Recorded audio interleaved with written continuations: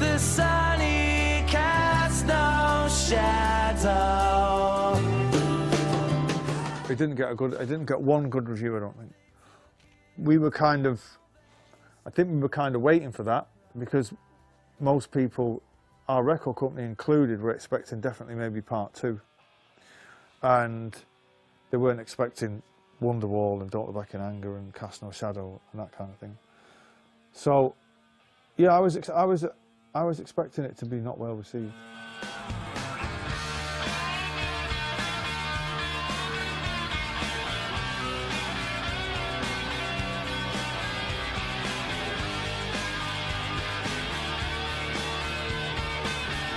They were actually on the verge of sounding the death knell for the band.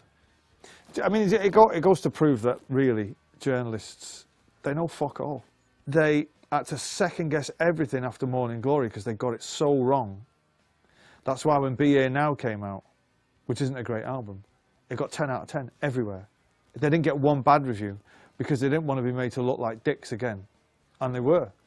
Because it's not half the record Morning Glory is. After that, they properly hated us after that because they didn't understand us.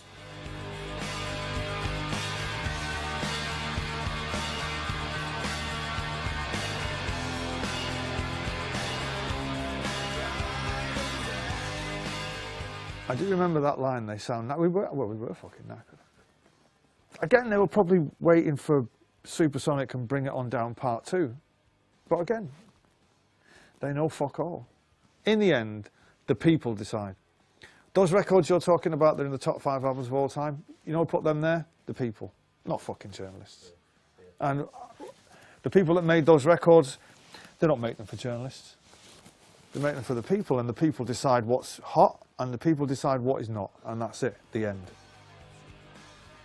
Right. Yeah. Well, can I go and have a look at the other studio while I'm here? Because I'm not leaving here again and then fucking saying I've never seen it. Got the guitar there. Is that mine? Do you remember giving me that guitar? Did I give it to you? From the sessions. Fuck off. Yeah, yeah. No way. You didn't give me this until Abbey Road, Be Here Now. Right. Because mine was in 1,000 pieces on the control room of Abbey Road floor. Oh, because we're in a fight. Somebody thought it was yours. So someone called Liam had smashed my guitar up. Yeah. So you gave me this one. No fucking I've had it way. since then, so 90. So I would have used it on this record? Yeah. So that's the one I played Wonderwall on. Fucking hell, you jammy bastard. That's going to be worth tens of pounds one day. Giving guitars away? Yeah. I must have been high. Was I? I think I was high, wasn't I? I think so. Nice one. Right, let's go and have a look where they did Bohemian Rhapsody. When they play together, they gel together, you know, with bands. See, today it's all overdubbing and things like that. It's not the same thing. But with them, they played live. And the greatest bands in the world, if they can play together live and get the basic tracks live and the feel right, then you know there's something about them. Oasis could always do that. And you've got Noel, the great songwriter, as well. If you put it all together, you've got a catalyst for big hits, haven't you? He was just on form. And he was, worked really hard in the studio, expected the same of everybody else. But just, you know, him and Owen together just went for it, and actually, you know, just amazing to sit back and watch the pair of them just make this record. So where's the studio?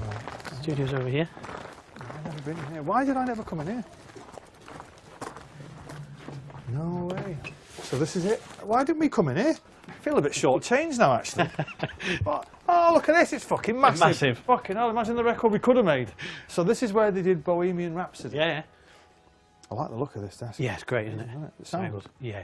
The old knees. Fucking tape decks. I know. Fucking hell. Kept it in there. The amount of times I go in the studio now and say, mate, can you run me off a CD of that mix? And they go, what? Can I email it to you? No, I'd like to take a fucking CD and a cassette.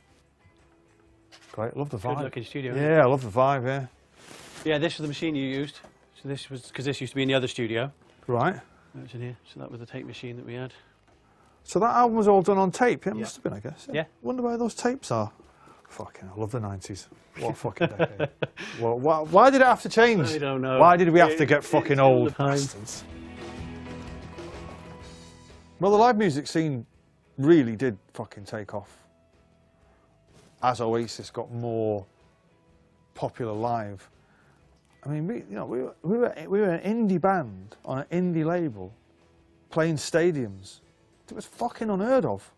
That was for the likes of U2 and Guns N' Roses and, you know, Wham, you know what I mean? We were doing stadiums in spite of ourselves. Do you know what I mean? We were the most unprofessional outfit since New Order. We didn't give a fuck. And we surrounded ourselves with good people. We had great songs, great band, great frontman, great singer, fans who believed in you. Then the live things went through the roof. Yeah, we had made it. We'd got to the top of the mountain, and we were treated like the Jam and the Beatles. You just knew it was going to go to a whole another level. I remember the day that Kingsley came in, and we had a big playback for him and deafened him. He was pinned to the back wall. And I thought, God, they got 4 or 5 hit singles. And I made a great little speech. I said to Noel, this is going to do 10 million. The Office, it's Kingsley. Yeah. Yeah. Hey! It's great to be back. Are you still keeping busy and all that? Yeah, good at the clappers. Yeah, we're doing very well, thank you. Right. Do you get any young bands coming down? Yeah, still get lots. Really? Yeah, lots of. We tend to get a lot of bands coming here for usually their first album or something. So it's their first time in a big studio. Right. But, I mean, we've got work on the board now till well into February next year. Yeah. Wow, that's amazing. So yeah. Well, I better crack on and do this stuff. Yeah, Lovely to see you. Yeah, Nice to meet you. But Yeah. maybe we're back one day. You're a good man. Yeah, Nice really one, are. man. We'll still be here. See you later.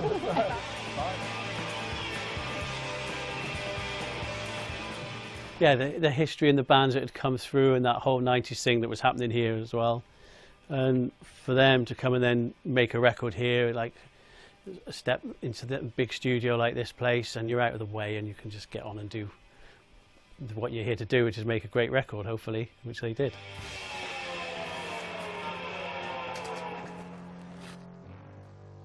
And then once the tour started, yeah, immediately people were going fucking nuts for it.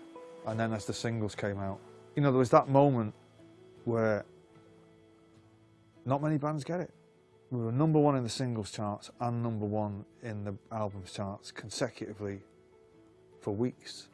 That's the kind of shit I dreamt about when I was at school, do you know what I mean? You know, nothing was ever the same after that. Then the money came in and all fucking hell broke loose.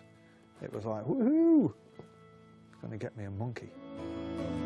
How many special people change? How many lives are living strange?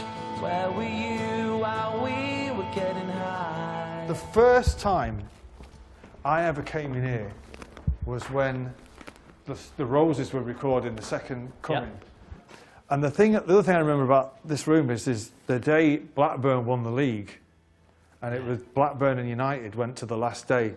They had a split screen thing, and Bonehead was a United fan, and we all ended up in a fight that night as well, some City and United shit. Yeah. So this is. Was this the visitors book? Yeah, someone signed it for you. 'Cause I think you were done, and as soon as you were done, off you went before the book came out. Erland's Hermits. Wow. Oh, there's Nigel Kenny in the first one. He was here at the same time as us, right? Fucking hell. Yes, they've got these books going back years. Great. Are those tables still the same? Is it all? The far one's same. So Alan White was in there. I was up the back. Because that door's been replaced. That door got smashed in, didn't it? Yeah. Yeah. I think you were in the back. I was at the back, right, in the executive suite. Not that you spent much time in there. Ah, this is fucking like my studio. So this is what was inspiring. This is where I wrote most of the lyrics. It wasn't yellow. Was it yellow? No. Right. Okay. No. I don't think that was there.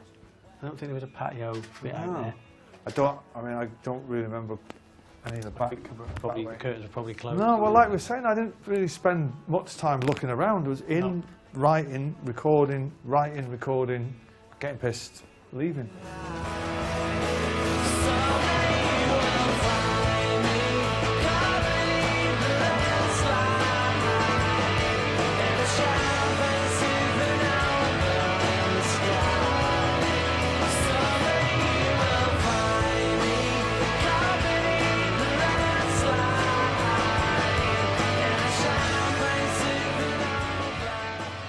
You have to make it look like the best job in the world.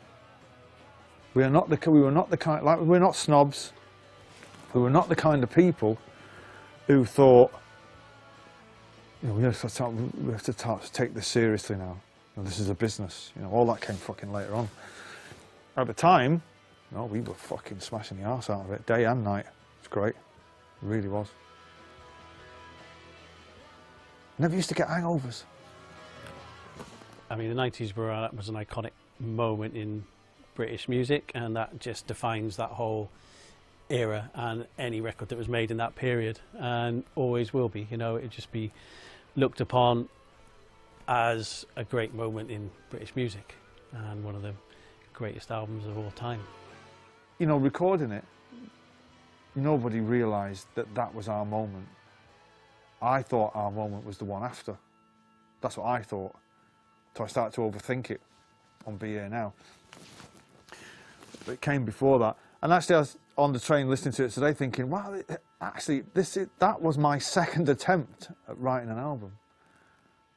And the first one wasn't fucking bad either.